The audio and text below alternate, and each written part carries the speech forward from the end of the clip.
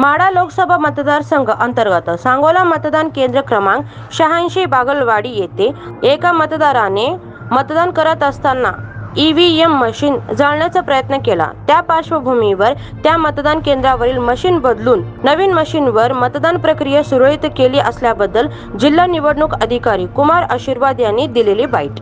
आज सांगोला विधानसभा मतदार क्षेत्रामध्ये पोलिंग बूथ क्रमांक 86 बागलवाडीमध्ये घटना घडली आहे। त्यामध्ये एक मतदारने ईव्हीएम मशीनला पेटवण्याचा प्रयत्न केला आहे। त्यामुळे जे बॅलेट युनिट आहे, तिथे 3 बॅलेट युनिट होते, जे बॅलेट युनिट्स आहेत ते थोडा काळसर जाण्यासारखं दिसून येत आहे। थोडा ते ब्लॅक झालेले आहेत, पण बॅलेट युनिट पण इंटॅक्ट आहे, कंट्रोल युनिट पण इंटॅक्ट आहे आणि व्हीव्हीपॅट मशीनसुद्धा इंटॅक्ट आहे। पोल प्रोसेसवर कुठल्याही प्रकारचा यावर प्रादुर्भाव पडला नाही। बॅलेट युनिट पण इंटॅक्ट होता, तरीसुद्धा कोणाला कुठल्याही प्रकारचे संशय नाही झाला पाहिजे, त्यासाठी आम्ही पूर्ण ईव्हीएम मशीन रिप्लेस केलं आहे।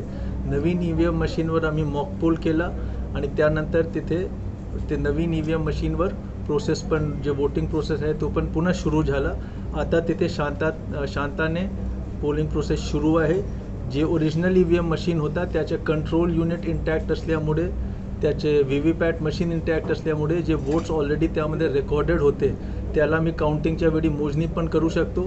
तर पोलिंग प्रोसेसवर कुठल्याही प्रकारचा प्रादुर्भाव नाही झाला आहे। तिथे रिपोल करण्याची कुठल्याही प्रकारची आवश्यकता नाही आहे।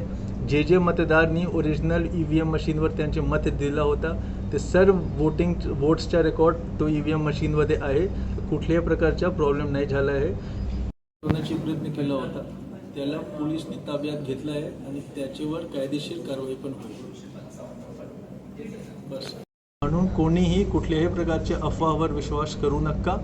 आणि तिथे पुन्हा मी सांगतो, पोलिंग प्रोसेस एकदम शांताने पुन्हा सुरू झालेला आहे। धन्यवाद।